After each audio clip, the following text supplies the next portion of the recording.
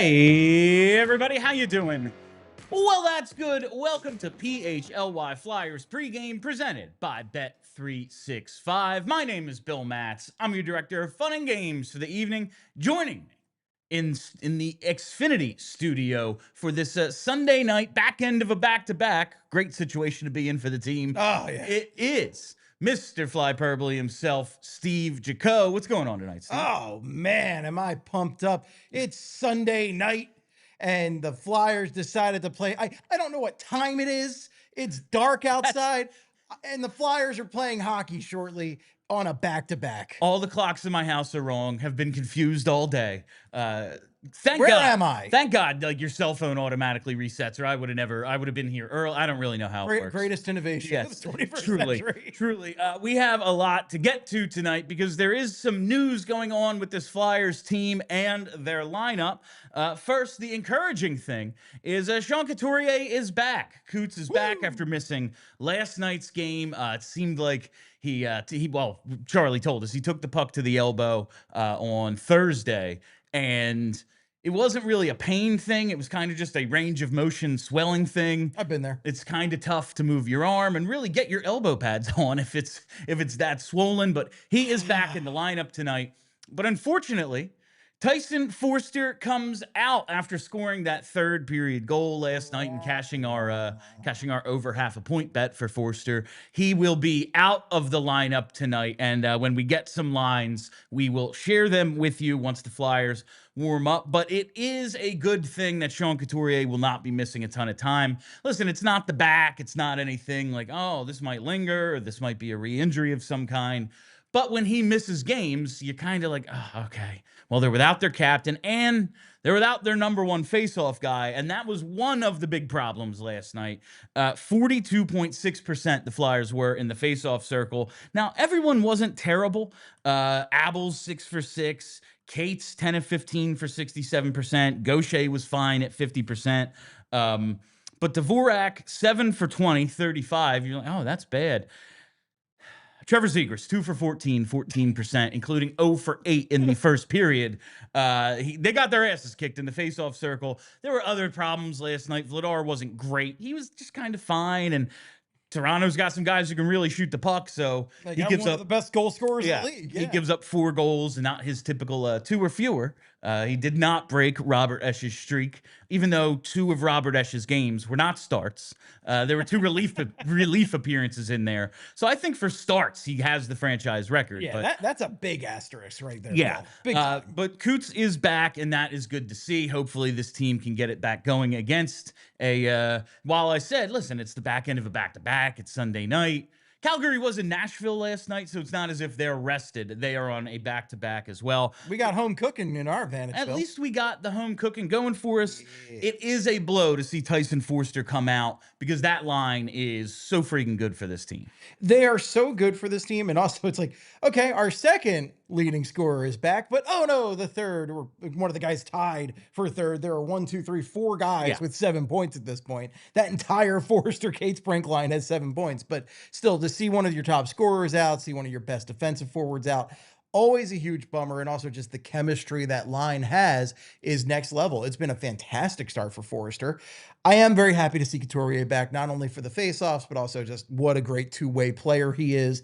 I will say this is interesting just as a perspective of somebody who has to talk about this team every night, to see a jumble in the lines, because as nice as it is to see the consistency with one rock-solid line every night, it's kind of interesting. I don't want to see this, but it's interesting to see a mix-up and see something new. No, I definitely, we've talked, like, I wonder what the impetus will be for eventually breaking up this line. Is it they go cold or there's injuries and something has to change? We obviously want to see Tyson Foerster on a different line, mixed around. We want to see what these guys can do with different pairings early in the season. I'm really curious about Brink in particular, because we've talked a lot about how Brink has leveled up this season, and he's just that much faster and that much more of a playmaker. So this could be a really cool opportunity to see how Bobby Brink in particular plays with some different guys. But you saw in that graphic Brennan just showed us, It's going to be at least a couple of games for Tyson Foerster out of this lineup. He's going to be reevaluated in 3 or 4 days, and as Bill Meltzer just said on Twitter, that would be at least 2 games if he's evaluated in 3 or 4 days. So we'll see what happens with that. Hopefully it's not long term. No. Foerster also off to a great start to this season after a couple of slow starts his first 2 full years in the NHL. Don't want to see him have something kind of derail what has been a good season for him. He gets that goal late last night. Trevor Zegras extends his point streak, assisting on that. So hopefully it's not too long. But it does seem as if we know at least who's going to get first crack at replacing Tyson Foerster. It looks like, at least to start, they'll be keeping Cates and Brink together. And Owen Tippett will be out there. Don't know if I think of Owen Tippett as the two-way player. The two-way player that Tyson Foerster is. But I will say I think I've seen him working hard down low, trying to maybe enhance his reputation there. They've used him on the PK a couple of times this year. And if that's going to be the primary shutdown line, okay, this is an opportunity for for Owen Tippett to kind of show us another side. Yeah, Owen Tippett, I mean, great start. He leads the team in goals with 5 right now. Shots, I think he's still leading the team. Yep, 32. Next closest is TK with 25. And yeah, I think if you're looking for a guy to be productive without Tyson Foerster in there, he certainly fits the bill. You do miss the defensive aspect, but Noah Cates is so good defensively that I don't think you're going to miss that much of a beat. Yeah. It might just be a little bit tougher to be a shutdown line against the other team's top line. But we're also talking about the Calgary Flames here, not the Toronto. Not exactly the Leafs here. And listen, yeah, the Leafs came in 5-5-1. They start slow every year. They've owned Philly lately. Not a shock that the hot home start kind of came to an end last night. I mean, Austin Matthews is one of the best goal scorers of the past 10 years. Yes, easily. 100%. So we will get a look at what they can do against Calgary tonight with this little bit of a change. And I think this opportunity for Tippett as well, because we've talked about coming into the season, maybe Tochet's a little bit better of a fit. It's not all just about creating rush chances. He wants to establish the forecheck. That, to start Tippett's career, at least his first few years here in Philly, that really hasn't been his thing. He has been a score on the rush player, and a pretty good one, even though he only scored the 20 goals last year, the first couple of years, the 27, 28 goals. Now maybe with a couple of line mates who are really good at getting in and establishing the forecheck, if he can be that guy who pulls the puck off the wall and creates a shot for himself or gets open for Bobby Brink's playmaking, maybe we can see, okay, here's some encouragement that maybe we can split up that line. Try Tyson Foerster like we all want to see him with Zegras and Michkov, something like that. But we'll just have to see how it goes. These things could be shuffled, and we have do have the forward lines, and this is interesting. It's going to be Couturier, Konechny, and Trevor Zegras starting out with he replaces Tippett on that Couturier Konechny line, and here is Rick Tocchet going, not a center, bro. Listen, maybe they continue the hybrid thing where they tell Coots what they told Dvorak.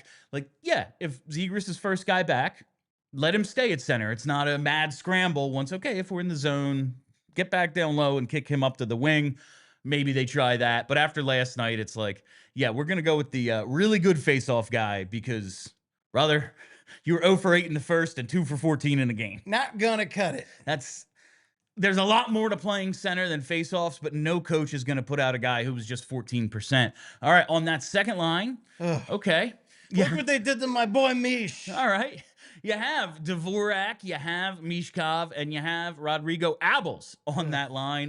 Dvorak also not great in the faceoff circle last night. He was 35%. You can't see me shaking my head right now, but I'm shaking my head at that one. I don't like that line one bit. Maybe Abels, he has played well, earned a little bit of a promotion. I can't imagine this is a long-term thing, but he gets the bump tonight to get off the fourth line and play with Matvei Michkov.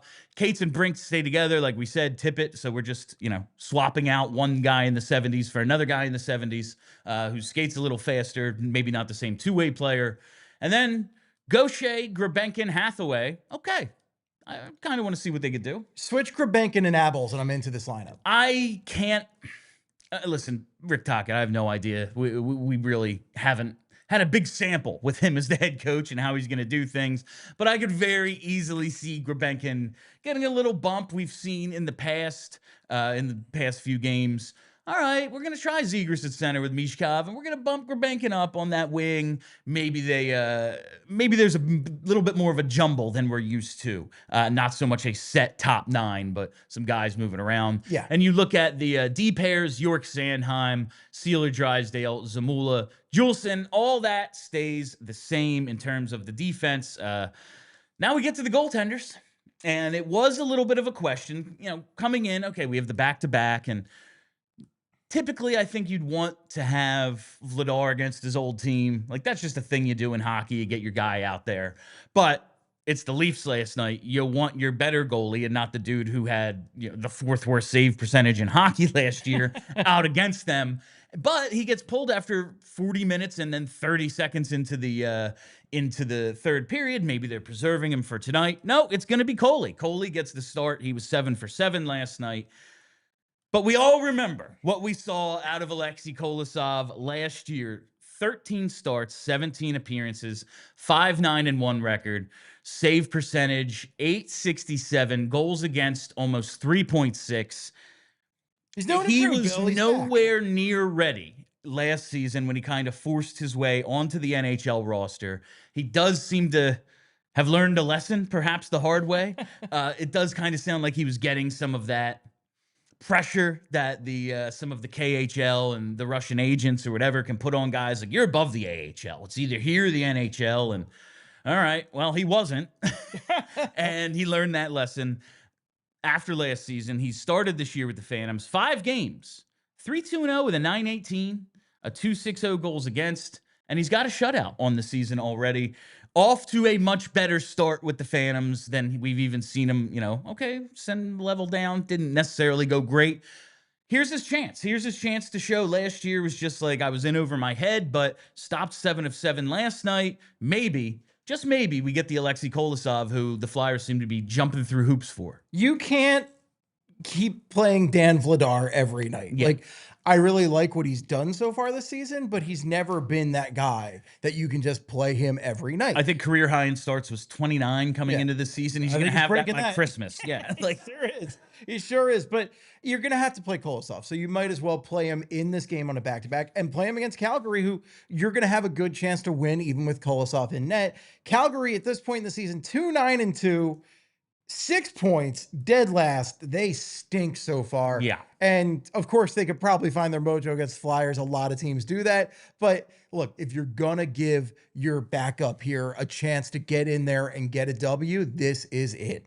Yeah, this is a great chance for him. This is a great chance for Kolosov to maybe take the taste of last year out of his mouth. Show his teammates he's not nearly as bad as he was last season, that he has grown as a goaltender. I'm excited. This is one of those, let's find out. Let's find out what the guy has. It's not exactly like Calgary's filled with firepower like you saw last night, even with Nylander out. Like, they still have a few guys who can shoot the puck. What are you talking about, Bill? The number 2 scorer on Calgary is one of the best players I've ever seen play hockey. His name is Morgan Frost, and I think you know him pretty well. Is unfreaking believable. We are going to talk about a couple of our former Flyers friends on the other side, Steve. But first, I got to tell you about our presenting sponsor. Whatever the moment, it's never ordinary at Bet365. From their 90 million users worldwide, their almost 800,000 live stream events each year, one of the pioneers in live in-game betting with over 78 different sports that you can get action on while it's happening. But tonight, I'm here to tell you about the early payout offer, because with the Bet365 early payout offer, you're a winner if your team gains a 3-goal lead. It's that simple. If you have a bet on the money line or as part of a parlay, Team goes up 3, boom, you win. That's it. You get an instant payout, and your parlay selections are marked as winners. And we have breaking news from Bet365. New customers now get $300 in bonus bets, whether your initial bet wins or loses. All you got to do is sign up, use the code PHLY365, deposit $10, and place a bet for 5 to get $300 in bonus bets, whether that initial bet wins or loses. Bonus bets can be used on the spread, totals, player props, futures, and more. Whatever the moment, it's never ordinary at Bet365. Must be 21 or older and physically located in PA. If you or someone you know has a gambling problem and wants help, call 1-800-GAMBLER. While we're here, it's time for Elk and Chevy, baby. Flyers fans, you know who's dishing those championship-level car deals every single day. It's our friends at Elk and Chevrolet, located on Route 73 South in Marlton, New Jersey. It's run by 3 brothers, Jason, Adam, and Josh. These guys, they're in the store every single day, working to make sure they have a huge lineup of Chevys at the best price and providing honkin' good service. There's no missed shots, no drama, just real brothers running a local business and backing every deal like it's the championship game. So if you're in the market for a new Chevy, make your next move to Elkin Chevrolet. Real brothers, real deals, and a whole lot of honking good service. Shop now at elkinchevrolet.com. Together, let's drive. So last January, Danny Briere pulled off one of the most, honestly, my favorite trades of all time, simply because I was tired of talking about Morgan Frost, and I was starting to just get annoyed with Joel Farabee's inconsistency. Didn't get a whole lot back from this. Kuzmenko in his short time here was decent. Jacob Peltier, they didn't tender him. He signs with Tampa, and we're like, oh my God, Tampa sees something in him. Maybe. He got waived by Tampa. They do get a 2025 second rounder and a 2028 seventh, which is insane. Yeah. But they move on from Joel Farabee and Morgan Frost. And we were talking about this on the main show, I think, earlier this week, when it's just the room they're creating for these wingers. When they obviously moved on from Aleksei in the offseason. They just traded Samu Tuamala. There's a ton of wingers in this organization. Porter Martone's not even here yet. Michkov's not going anywhere. TK's signed long-term. Brink has really stepped up, like we've said. Tippett's signed long-term. We love Tyson Foerster. Trevor Zegras, to this point, not a full-time center. Where the hell are all the wingers going to go? And Danny Briere made that move last year with that in mind. And listen, you didn't get a lot back for a couple of guys you spent a lot of time trying to develop.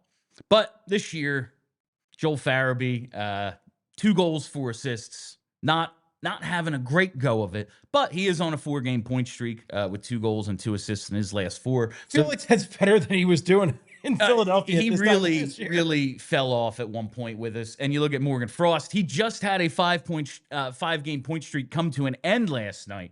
He had 1 goal and 4 assists in that time. But to your point, 2 goals, 5 assists. He's their second leading scorer.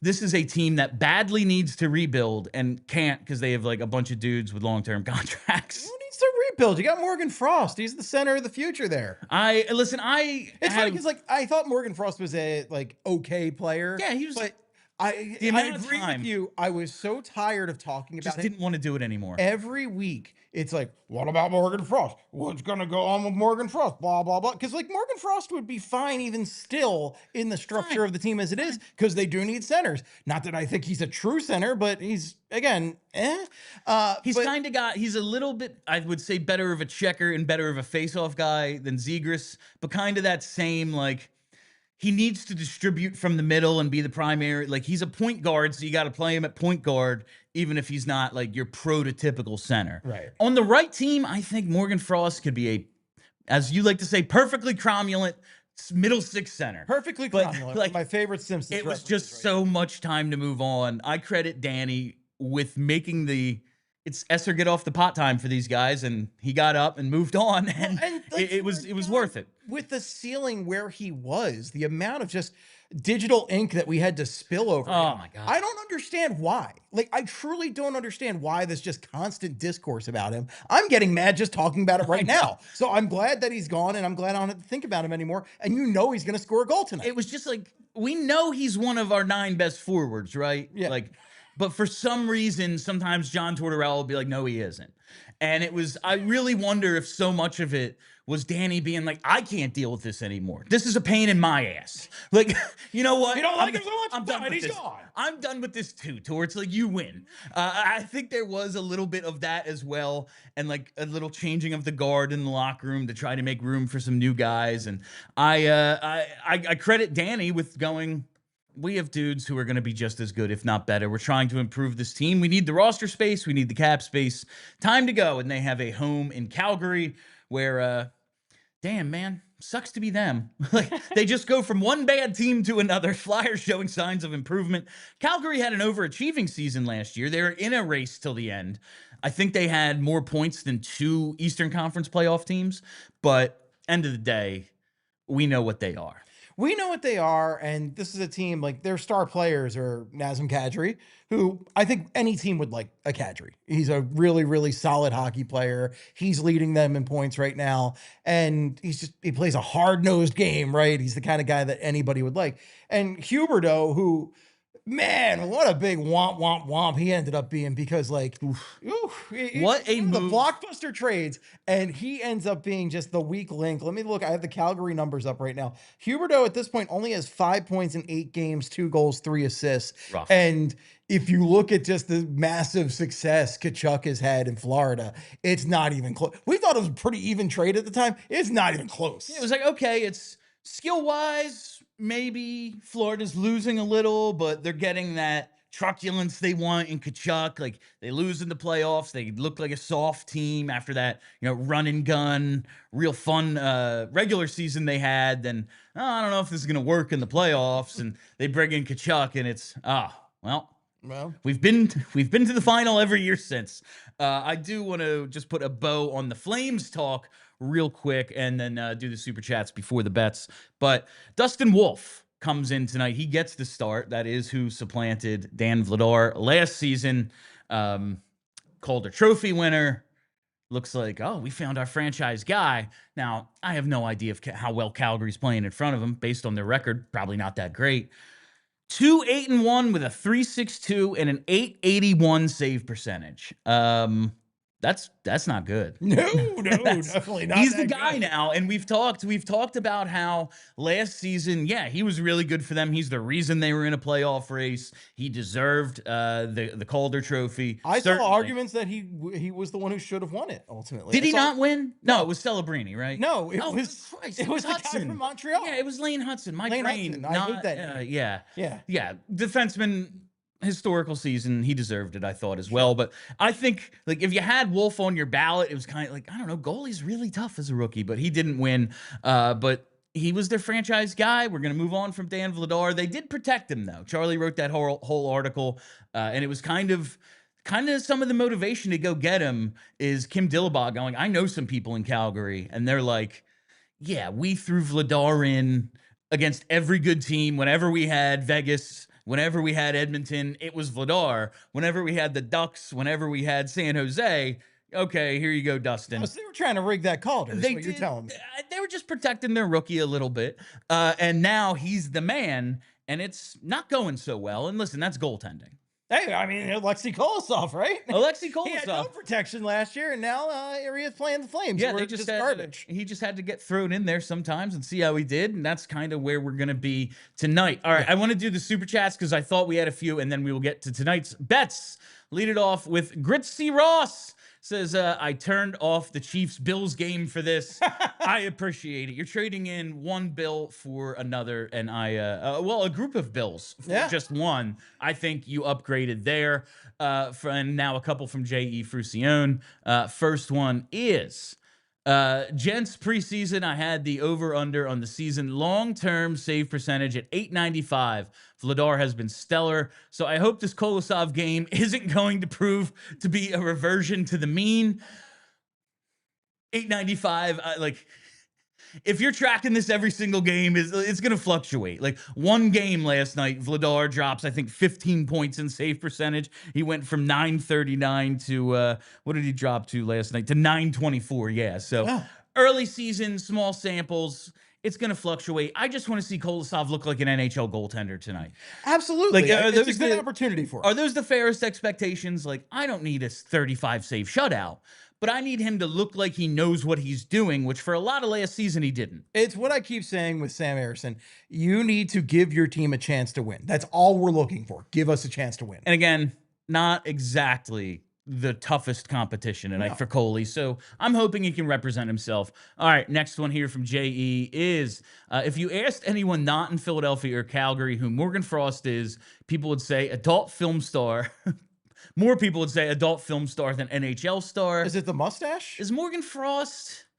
I don't know. I don't know if that's... Yeah, it's not that sexy. Like maybe Mr. Freeze's sidekick. Honestly, I could see it. I could see it being a female porn star's name. I could see that. I'm just like, if This is that's for PHLY After Dark, I I'm just believe. saying, if that's what we're talking about here, he paid to make the comment. I'm going to try to I think we provide should- analysis. Let's bring this up in overtime in the Yeah. post game. All right. That's the proper Fair place for these kind of conversations, All right. folks. And David Shubb gets one in here. Says, Adam S. and I got to sit on the bench for warmups, and Morgan Frost gave us a fist bump. He got traded shortly after. Y'all are welcome.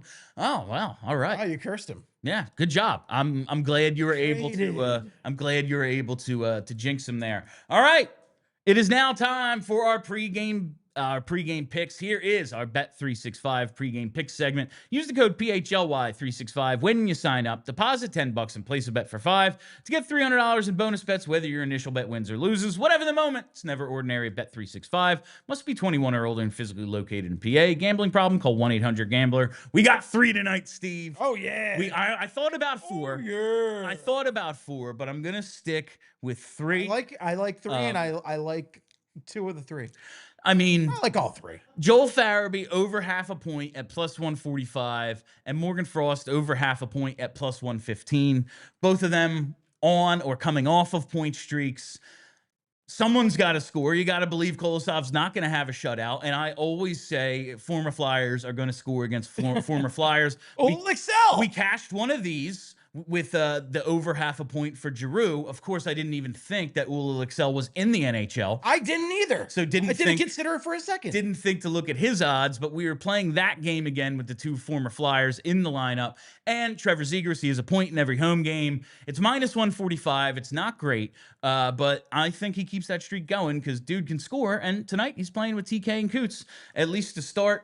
If you parlay all 3 of these, which could be a little bit of fun on Bet365, plus 750.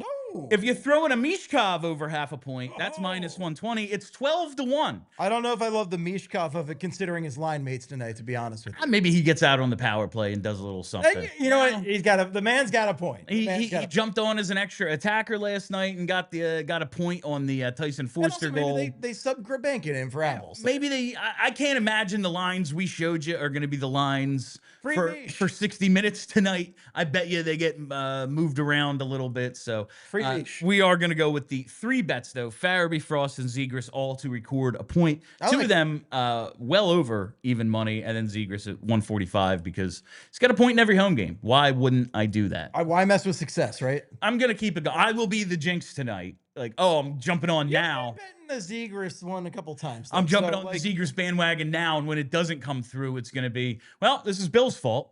Well, I mean, when is it not Bill's fault?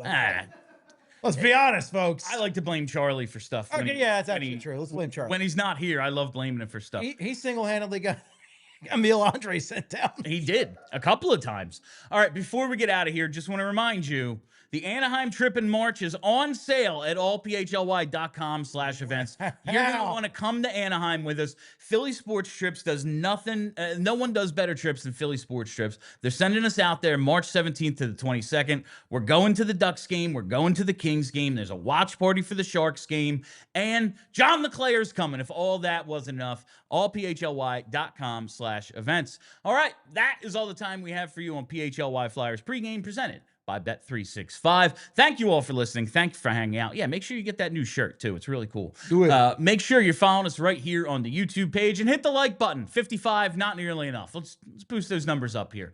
Makes us feel good about having to do pregame. All right. Follow us on Twitter at PHLY_Flyers. It's where I do all my in-game tweeting. And follow the podcast wherever you get those. Just search PHLY Flyers. Check out Flyperbole as well. All right. That's it. We'll be back for postgame. Until then, I am Bill Matz. That is Steve Jaco. Thank you to Brenna. Let's go Flyers. We all silly like the mayor.